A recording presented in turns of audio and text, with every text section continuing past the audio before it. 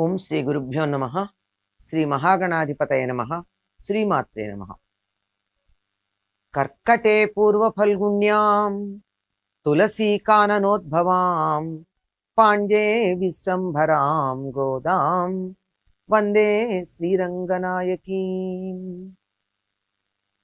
నీళాతుంగస్తనగిరితటీ సుప్తముద్బోధ్య కృష్ణం పారార్జం స్వం శృతిశతశిరసిద్ధమధ్యాపయంతి స్వోచ్ఛిష్టాయాం స్రజినిగళితం యా బలాత్కృత్య భుంక్తే గోదా తస్యై నమ ఇదమిదం భూయ ఏవాస్తు భూయః. శ్రీ భూనీల సమేత గోదారంగనాథ స్వామినే నమః. తం సిరుకాలే వందున్నైచ్చేవిత్తు உன் பொத்தாமரையடியே பொத்தும் பொருள் கேளாய் பெத்தம் மேய்த்துண்ணுங்கலத்தில் பிறந்த நீ குத்தேவலங்களை கொள்ளாமல் போகாது இத்தை பழை கொள்வான் அன்று காண் கோவிந்தா எத்தைக்கு மேலேழு பிறவிக்கும் குந்தன்னோடு தோமே யாவோ முனக்கே நாம் ஆள் செய்வோம் மத்தை நங்கா మంగళ్ మాత్తేలోరే మత్తైనంక మంగళ్ మాత్తేలోరెంబావాయ్. ఈ పాశురంలో గోదాదేవి తన అసలైనటువంటి అభిప్రాయం ఏమిటో చెప్పింది. ఎప్పుడూ కూడా మన ప్రయోజనం ఒకటి ఉన్నా వంక ఇంకోటి పెట్టుకుంటాం. ఇన్నాళ్ళు పర అనే వాయిద్యం కోసం నువ్వు ఇస్తానన్నావు గనక నీ దగ్గరికి వస్తున్నాం అని అందరికీ చెప్పడం జరిగింది. కానీ అసలు విషయం నీ దగ్గరికి వచ్చాక ఉన్నది ఉన్నట్టు చెప్పాలి కదా.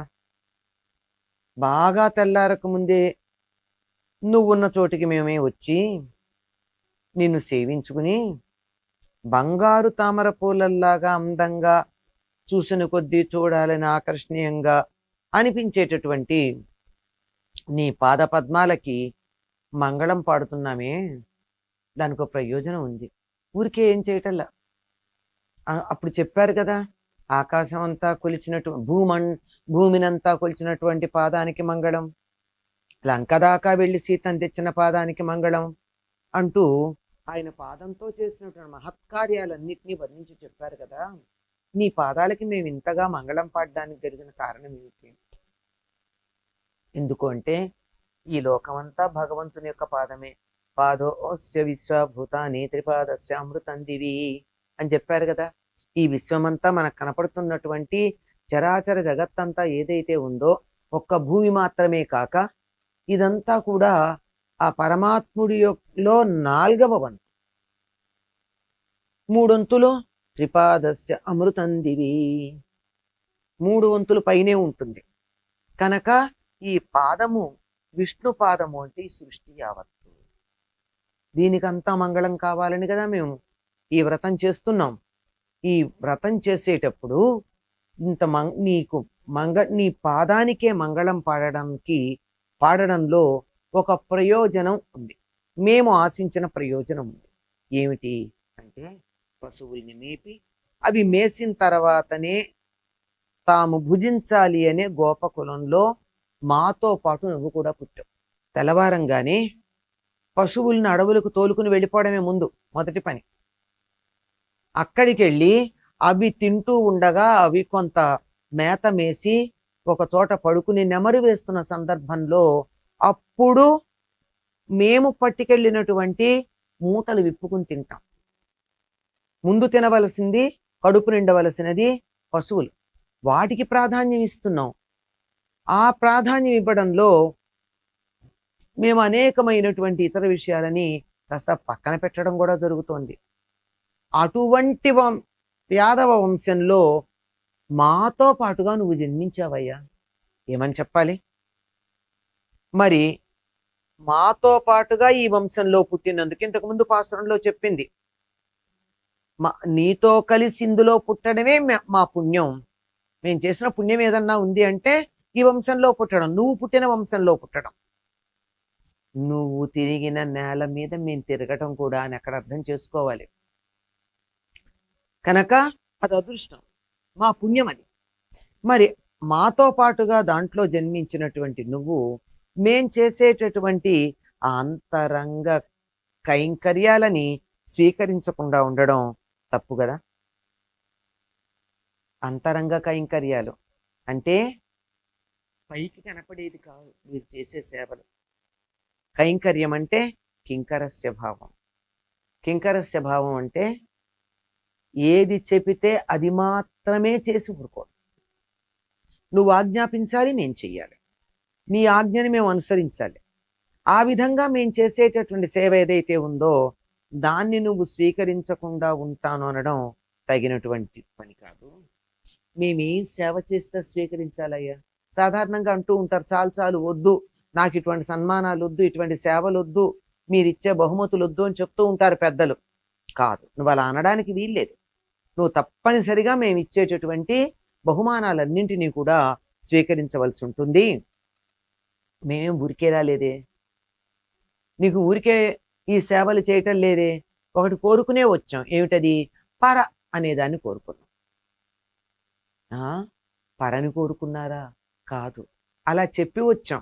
పర అనేటటువంటి మాటకి పర అనబడేటటువంటి ఇలా చేత్తో డప్పులాగా మోగించే వాయిద్యం అనే అర్థంతో పాటు పర అంటే పరలోకం. మేం పరలోకాన్ని కూడా కోరుకోవటం. భక్తులకి ఎప్పుడూ కూడా స్వర్గం కన్నా భగవత్ సాన్నిధ్యం మిన్న అనే భావన ఉంటుంది. నీకు ఈ క్షణాన నీ భగవంతుడి పాదాలను వదిలిపెట్టు స్వర్గానికి తీసుకెడతానంటే, అయ్యో ఈ పాదాలు వదిలిపెడతాం, ఇక్కడ ఉన్నటువంటి ఆనందం స్వర్గంలో ఉంటుందో నాకు తెలియదు, ఇవే చాలు నాకు ఆనందం అనేటటువంటి స్థితి ఉంటుంది. స్వర్గాన్ని కూడా కాదనగలిగినటువంటి వాడు భక్తుడు, ఇష్టదైవం పట్ల భక్తి పరిపూర్ణంగా ఉంటే. అందుకని మాకు పర వద్దు అంటే, లౌకికంగా పర అనబడే వాయిద్యం వద్దని చెప్తున్నారు. పారమార్థికంగా మాకు పరలోకం కూడా ఎందుకయ్యా, నువ్వే మాకు ఇక్కడ అందుబాటులో ఉంటే దీన్ని వదులుకుని మేము పరలోకానికి ఎడతామా? నీ సాన్నిధ్యాన్ని మించి మాకు స్వర్గం ఉంటుందా? ఏమీ వద్దు, అది కూడా వద్దు. మాకు పారమార్థికం ఏం లేదు, నువ్వే మాకు, ఇంతకన్నా మరేమీ లేదు. మరి ఏం కోరుకుంటున్నారు? ఏం అక్కర్లేదంటే మీరేం కోరుకుంటున్నారు అంటే, ఎప్పటికైనా 7 జన్మలకి నీతో విడరాని బంధుత్వం కలిగిన వాళ్ళం కావాలి. ఈ మాట ఇంతకు ముందు కూడా ఒక మాట అన్నది, ఏమని? నీతో మా సంబంధం ఇంత త్వరగా పోయేది కాదు అని చెప్పింది. ఇంత త్వరగా పోయేది కాదు అంటే ఈ జన్మకేననుకుంటారేమో, కాదు, 7 జన్మలకి నీతో ఈ సంబంధం మాకు ఈ విధంగానే ఉండాలి. నిన్ను మేము సేవించుకుంటూనే ఉండాలి, నీ భక్తులుగా మేము ఉంటూనే ఉండాలి. మాకు వేరే కోరికలేమీ లేవు. మాకున్న ఇతర కోరికలు ఏవైతే ఉన్నాయో వాటన్నింటినీ వాటితో వదిలేస్తున్నాం. ఆ కోరికలన్నీ వదిలేసాం. ఇంకా మాకేం చిల్లర కోరికలు లేవు. చిన్న చిన్న కోరికలు ఎందుకండి? అసలైనటువంటి ప్రధానంగా ఏ కోరికైనా తీర్చగలిగేటటువంటి మహత్తరమైన వస్తువు అందుబాటులో ఉన్నప్పుడు చిన్న చిన్నవి కావాలని కోరుకుంటారా? భగవంతుడు ప్రత్యక్షమైతే నాకొక చాక్లెట్ ఇవ్వమని కోరుకునేటటువంటి చంటి పిల్లల్లాగా కోరుకుంటామా మనం? మాకు ఇవేం వద్దు, చాక్లెట్ల ఫ్యాక్టరీనే ఉంది అక్కడ, ఒక చాక్లెట్ ఎందుకు అడగడం? కనుక కోరికలు చాక్లెట్ అనుకుంటే అన్ని కోరికలు తీర్చేటటువంటి ప్రధానమైనటువంటి వాడివి నువ్వు ఉండగా మేము ఈ చిల్లర కోరికలు కోరుకోవడం ఏమిటి? మేము కోరుకోం, మాకు అక్కర్లేదు. అసలు చిల్లర కోరికలే కదా, మాకు కోరికే లేదు. మా కోరిక నువ్వే. నువ్వు లభించాక ఇంకా మాకు కోరికలు ఉన్నట్టయితే అది మాది భక్తి అనిపించుకోదు.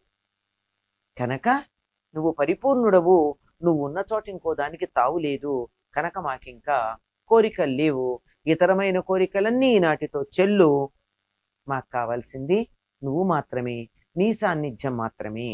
నీ దగ్గరికి రావడానికి ఒక మార్గంగా, ఒక సాధనంగా పర అనే వాయిద్యం కావాలని అడగడం జరిగింది, కానీ మా ప్రయోజనం పర కాదు. ఇంత త్వరగా వచ్చి నిన్ను సేవించుకుంటున్నామంటే నీతో ఉండడం అనే మహద్భాగ్యమే మాకు చాలు అని తెలియచెప్పడానికి అని పరమార్థాన్ని గోదాదేవి చాలా స్పష్టంగా చెప్పింది స్వామి ఎదుట. స్వచ్చిష్టమాలికా బంధ గంధబంధురజిష్ణవే విష్ణు చిత్తతను జాయై గోదాయై నిత్యమంగళం. స్వస్తి.